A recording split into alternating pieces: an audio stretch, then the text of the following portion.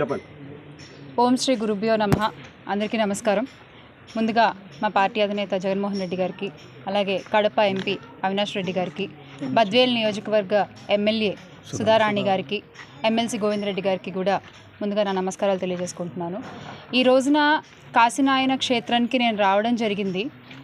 ఎందుకు అనేది మీ అందరికీ తెలుసు. ఈ క్షేత్రంపై ఎలా దాడులు చేస్తున్నారు మీ అందరికీ తెలుసు, మీరు చూస్తున్నారు. నేను చూస్తూ ఊరుకోలేకపోయాను అంతే. అంటే అన్ని దానాల్లోకి అన్నదానం మహా అద్భుతం, మహా గొప్ప దానం అని మనం అందరం చెప్పుకుంటూ ఉంటాం. ఒక మనిషి ఆకలితో ఉంటే ఆ మనిషి ఆకలి తీర్చడం మన కనీస ధర్మం.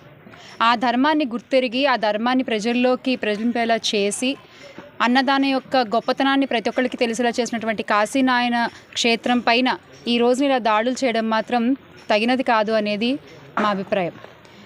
ఎందుకంటే గతంలో కూడా నేతలందరూ కూడా ఈ అటవీ భూముల్ని మినహాయించాలని చెప్పి ప్రయత్నించారు, కానీ కూల్చివేతల వరకు కూడా తీసుకురాలేదు ఎప్పుడు ఎక్కడా కూడా. ఎంపీ అవినాష్ రెడ్డి గారు కూడా ఆయన కూడా 13 హెక్టార్ల అటవీ శాఖ భూమి నుంచి దీన్ని మినహాయించాలి అని చెప్పి ప్రత్యేక లేఖ అప్పటి అటవీ పర్యావరణ శాఖ మంత్రి భూపేంద్ర యాదవ్ గారికి రాయడం జరిగింది. సమస్యని ఢిల్లీ వరకు తీసుకెళ్ళడం జరిగింది. దానికి మినహాయింపుగా ఈ భూమి ఇచ్చినందుకు గాను దానికి 2 భూమి మేము కూడా మీకు కేటాయించగలము అని చెప్పి ఆయన దీనికోసం ఫైట్ చేయడం జరిగింది. ఎందుకు అంటే ఈ రోజున ఇది ఒక క్షేత్రం, ఏదో 4 గోడలు, 2 కిటికీలు పగలగొట్టేశాము కాదు. ఇది చాలా మంది భక్తుల మనోభావాలతో కూడుకున్నటువంటి ఒక సమస్య. ఈ సమస్యని ఎంత జాగ్రత్తగా పరిష్కరించగలిగితే అంత మంచిది. ఇక్కడ నేను ఏ కులాల గురించో, మతాల గురించో, ప్రాంతాల గురించో మాట్లాడట్లేదు. ఆకలి అనేటువంటి అందరికీ సంబంధించిన ఒక అంశం గురించి మాట్లాడుతున్నాను. ఎందరో మంది నిరక్షరాస్యులకి ఇక్కడ ఆశ్రయం లభిస్తోంది, ఎంతోమంది అన్నార్థులకి ఇక్కడ అన్నం లభిస్తోంది. ఇక్కడనే కాదు, దీనికి ఈ క్షేత్రానికి అనుసంధానంగా 600 ఆశ్రమాలు నడుస్తున్నాయి. ఆ 600 ఆశ్రమాలపై ఈరోజు మీరు ఇలా దాడులు చేపడితే అక్కడ ఉన్న వాళ్ళందరూ ఏమవ్వాలి? ఆ అన్నం తినే వాళ్ళందరి పొట్టలు ఎవరు నింపుతారు? ₹1 ఆశించకుండా, ₹1 తీసుకోకుండా అన్నీ ఉచితంగా ఇక్కడ ఇస్తున్నారు, ఉచితంగా. అందుకే ఇక్కడి నుంచి మనకి గవర్నమెంట్కి కూడా ఆదాయం ఏమీ రాదు. మేబీ అదొక కారణంగా దీన్ని ఏమన్నా పడగొట్టేయాలని చూస్తున్నారా? హిందూ ధర్మాన్ని పరిరక్షిస్తాను, నేను హిందూ ధర్మ పరిరక్షకుడిని అని చెప్పుకునేటువంటి పీఠాధిపతి, మన పీఠాధిపతి ఉన్నారు కదా, ఇప్పటి ఉప ముఖ్యమంత్రి గారు, ఆయన ఎందుకు దీని గురించి మాట్లాడట్లేదు? ఇంతమంది మాట్లాడుకుంటున్న విషయం గురించి ఆయన ఎందుకు స్పందించట్లేదు? ఆయన ఆవిర్భావ దినోత్సవ వేడుకల్లో బిజీగా ఉన్నారేమో. మేబీ అది అయిన తర్వాత అయినా వచ్చి దీనికి ఏమన్నా ఒక పరిష్కారం చూపిస్తారేమో అని ఆశిస్తున్నాం.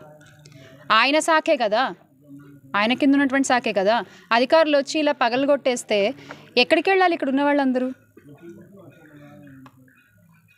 దేశ విదేశాల్లో కాశీనాయన స్వామి భక్తులు ఉన్నారు, దేశ విదేశాల్లో ఆయన అభిమానించే వాళ్ళు ఉన్నారు, ఆయన్ని ఆదరించే వాళ్ళు ఉన్నారు, ఫాలో అయ్యే వాళ్ళు ఉన్నారు. దానికి ఈ రోజున గండి కొడుతున్నారు మీరు. ఓకే, ఒకవేళ మీకు అది రూల్స్ ప్రకారం కుదరకపోతే కనుక దానికి ఎలా పరిష్కరించుకోవాలో అది పరిష్కరించండి. అంతేగాని మీరు వచ్చేసి కూల్చేస్తే నిరాశ్రయులు అయిపోతున్నారు కదా ఇక్కడ ఉన్న వాళ్ళందరూ కూడా. అదొక్కటే మేము చెప్పదలుచుకున్నది. దయచేసి దీనికి ఎటువంటి రాజకీయాలు కానీ కుల మతాలు కానీ ఆపాదించొద్దు. నేను సాటి మనిషి కోసం మాట్లాడుతున్నాను. ఆకలి అనేది అందరికీ ఉంటుంది కాబట్టి దాని గురించి మాట్లాడుతున్నాను నేను, అంతే. ఇక్కడ ఇంతర బాబాల్లాగా కాశీనాయన స్వామి ఎప్పుడూ కూడా మ్యాజిక్లు చేయలేదు, జిమ్మిక్కులు చేయలేదు, నాకు ఇంతంత విరాళాలు ఇవ్వండి అని చెప్పలేదు, లావిష్ లైఫ్ ఏది లీడ్ చేయలేదు. సామాన్యుడిగా ఆయన బతికాడు. బతికినంతకాలం ఆయన చేతనైనంతలో అన్నదానం అందరికీ చేశారు, చేయించారు. ఎవరు వెళ్ళినా కూడా మన గతంలో చరిత్రలు చూసుకుంటే కోట్ల విజయభాస్కర్ రెడ్డి గారి దగ్గర నుంచి కూడా కాశీనాయన స్వామి గారికి భక్తులు ఉన్నారు. వాళ్ళు వెళ్ళి కలిసినప్పుడు కూడా మీరు నాకు దండాలు పెట్టద్దు, మీరు చేతనైతే 10 మందికి అన్నం పెట్టండి అని చెప్పినటువంటి గొప్ప వ్యక్తి కాశీనాయన స్వామి. మరి ఈ రోజున ఆయన ఆశయానికి గండి పడుతోంది.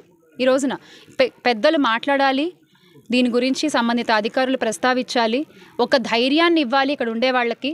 నేను ఈరోజే మీరంతా ఆపేయండి అని అడగట్లేదు. ఒక ధైర్యం, మేము చూసుకుంటామమ్మా అని ఒక ధైర్యం మీరు చెప్పగలిగితే ఇక్కడ ఉండేటువంటి సామాన్యులకు అది చాలా ఉపయోగపడుతుంది. ఎందుకంటే చరిత్రలో వినోబా భావే గారు ప్రవేశపెట్టిన భూదాన ఉద్యమం కంటే కాశీనాయన స్వామి ప్రవేశపెట్టిన అన్నదాన ఉద్యమం ఈక్వల్గా గొప్పది. ఖచ్చితంగా మనందరం దానికోసం నిలబడాలి. అందరం చేయి కలిపితేనే ఇది సాధ్యమవుతుంది. దయచేసి మీరు అందరూ కూడా ఈ ఉద్యమంలో, ఈ అన్నదాన ఆగిపోకుండా చూసేటువంటి ఉద్యమంలో కలిసి నడుస్తారని ఆశిస్తున్నాను.